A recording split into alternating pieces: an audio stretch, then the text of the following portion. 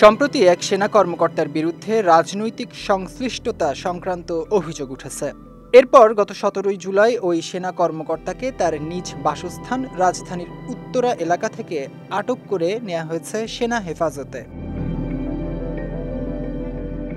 আটক হওয়া ওই সেনা কর্মকর্তার বিষয়ে তদন্ত আদালত গঠন করা হয়েছে এবং তদন্ত শেষে আদালতের সুপারিশ ক্রমে সেনা আইন অনুযায়ী তার বিরুদ্ধে প্রয়োজনীয় ব্যবস্থা নেওয়া হবে বলে জানিয়েছে আন্তঃবাহিনী জনসংযোগ পরিদপ্তর আইএসপিআর।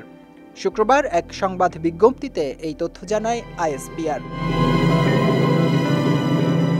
ওই বিজ্ঞপ্তিতে আরও বলা হয়েছে, ঘটনাটির সুষ্ঠু ও নিরপেক্ষ তদন্তের লক্ষ্যে ইতোমধ্যে তদন্ত আদালত গঠন করা হয়েছে এবং প্রাথমিক তদন্তে অভিযোগের সত্যতা পাওয়া গেছে।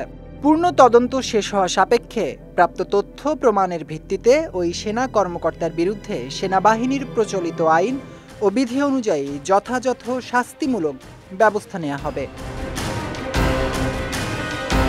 আইএসপিআর আরও জানায়, বাংলাদেশ সেনাবাহিনী একটি সম্পূর্ণ অরাজনৈতিক, শৃঙ্খলাপরায়ণ এবং পেশাদার প্রতিষ্ঠান।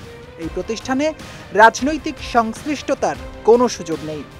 রাজনৈতিক কার্যকলাপের সঙ্গে সংশ্লিষ্ট যে কোনো সেনা সদস্যের বিরুদ্ধে সেনা আইন অনুযায়ী যথাযথ ব্যবস্থা নেওয়া হবে।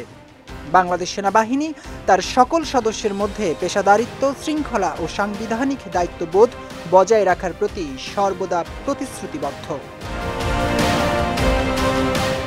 জাওয়াদ অন্তু, বিজয় টিভি নিউজ ডেস্ক।